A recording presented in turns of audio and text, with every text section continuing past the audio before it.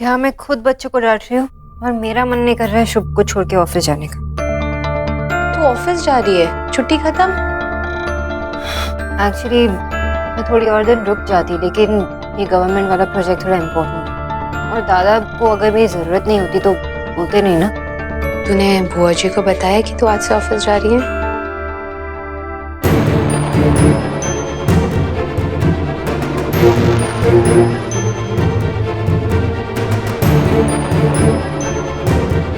नहीं, अभी तक तो नहीं बताया।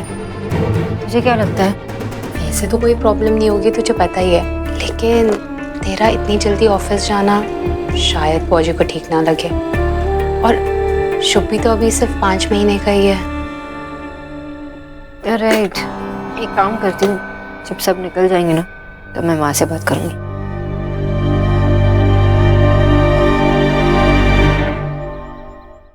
या पास है उड़ा दी challan on the way. Dev, bye. हाँ तुम कुछ भूल रहे हो। ओ हाँ। एक चीज नहीं, दो चीज भूल रहे हो इन इंडोनेशियन वालों के चक्कर में। अब मैं इस टिफिन का क्या करूँगा?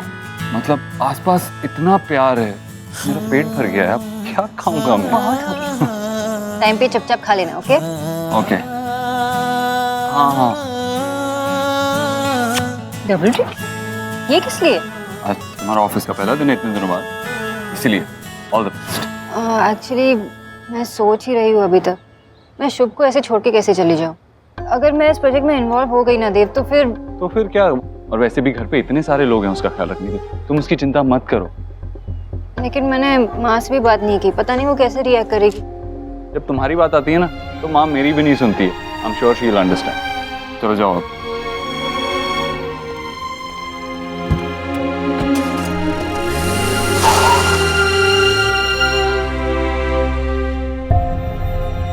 सोनीता मेरा बच्चा, सुसु पोटी और कोई काम नहीं है तुम्हें? हाँ सौरभ, क्या सोना दीदी का शुभ भी इतना ही सुसु पोटी करता होगा? वो भी तो इंसान का बच्चा है ना, सुसु पोटी तो करता ही होगा। यू नो, सोना है ना, she is a super woman. देखना मिस्टी, जब सोना है ना ऑफिस ज्वाइन करेगी ना। ए वेट, सोना दी ऑफिस ज्वाइन कर रही है, लेकिन वो तो मैटरनिटी लीव पे थी। हाँ मैंने उसे रिक्वेस्ट किया है। रोनीता, ये गवर्नमेंट का बहुत बड़ा प्रोजेक्ट है और ये हमें मिल सकता है तो सिर्फ और सिर्फ सोना की फेस वैल्यू पे। अरे लेकिन ऐसे कैसे सौरभ, उसका बेबी अभी बहुत छोटा है। इसी रीजन की वजह से वो मना कर रही है। ऑब्वियसली मना करेगी ना, अच्छा क्या मना कर दिया। आई एम तो विथ हर। रोनीता, ये बहुत ही बड़ा गवर्नमेंट प्रोजेक्ट है, बहुत प्रेस्टिजियस है और ये सिर्फ और सिर्फ सोना की वजह से ही मिलेगा। अगर सोना नहीं आएगी तो ये प्रोजेक्ट हमें नहीं मिलेगा। सोना आके फर्स्ट प्रेजेंटेशन मीटिंग अटेंड कर लेगी ना, बाकी सब मैं संभाल लूंगा। कहाँ गई मम्मा, कहाँ गई? देखो शुभ की मम्मा आ गई।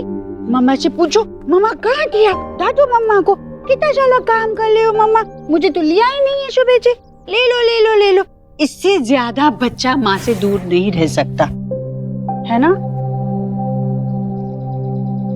क्या बात है, थोड़ी सी परेशान लग रही हो? नहीं माँ, वो एक्चुअली मुझे ऑफिस जाना पड़ेगा।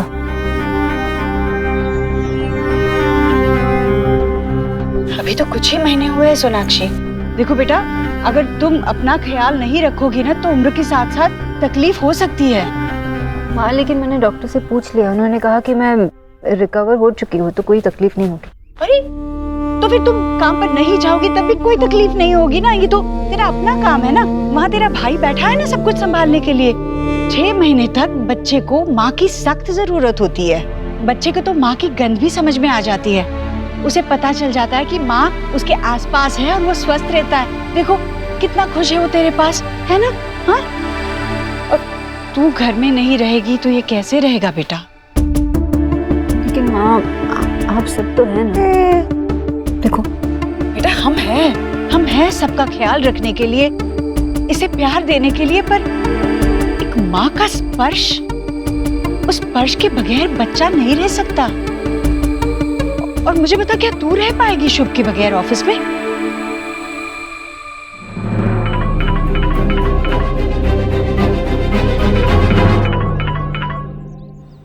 बाबा बुक। मेरा फोन उठा ले यार प्लीज। ठीक है, तुझे मैसेज ड्रॉप करता हूँ, पढ़ लेना प्लीज। अच्छा, आपको पता है ये कौन है? देखो, इनका नाम है रविंद्रनाथ टैगोर। कौन है बोलो? रविंद्रनाथ टैगोर। तुमसे पूछा मैंने, अभी जवाब देने वाला था। बाबा टाइम है अभी उसको। आपको ना दादू को एक गाना सुनाएंगे। जो दी तोरी डाक सुने ना आशे, एकला चलो रे। Very good. अरे एकला चलो, एकला चलो, एकला चलो रे। ओहो विजय, इतना बेसुरा गाओगे ना तो वो रोने लग जाएगी, सोचेगी कैसे दादू के घर में पैदा हो गई। अरे मैं इसे अपने बंगाली कल्चर के बारे में सिखा रहा हूँ, जैसे मैंने शोना को सिखाया था। देखो कितनी इंटेलिजेंट है वो। करेक्ट। शोना की परवरिश में तो तुम्हारा ही हाथ है, मैंने तो कुछ भी नहीं किया था। अरे तुमने ये किया ना फुटबॉल, इसका क्रेडिट तुमको जाता है और शोना का क्रेडिट मुझे। बाबा, आपकी ब्राइट बेटी सोना के साथ साथ मैं भी कंपनी चलाता हूँ, इक्वल पार्टनर हूँ कंपनी का। ओके? हाँ, तो मेरे कुछ जीन्स है ना बेटा तुम्हारे अंदर। ओह, तो हमारे बच्चों की जितनी भी क्वालिटीज हैं वो तुम्हारी जीन से तो आई है ना? हैप्पी? यस। माँ, वो बाबा को डिसाइड मत करने दो, वो मैं सोना से पूछ लूंगा। वैसे भी आज ऑफिस आई रही है तो उसका ओपिनियन दे ही देगी मुझे। शोना ने ऑफिस ज्वाइन कर लिया? अभी कहाँ, ना ही मैसेज का रिप्लाई कर रही है, ना ही फोन उठा रही है। माँ, आप मेरे डिसीजन से खुश नहीं हो ना?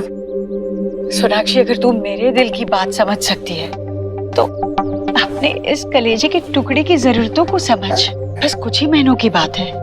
तूने उसे इतने जल्दी ज्वाइन करने के लिए क्यों कहा?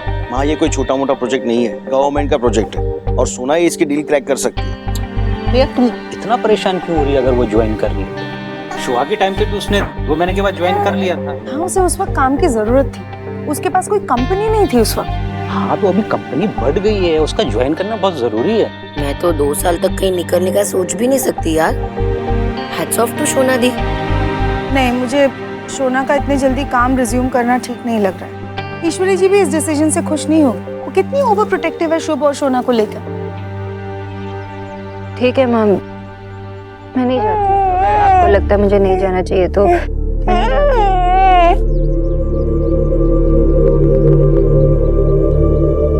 सोनाक्षी रुक।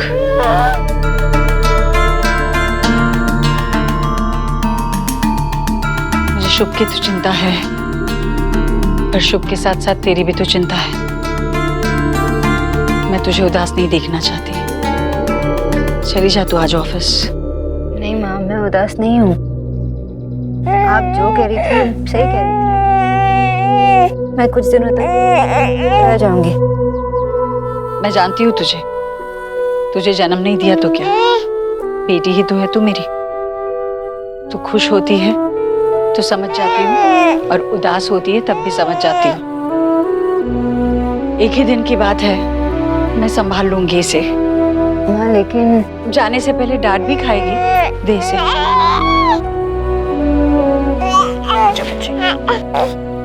अच्छा, तैयार हूँ।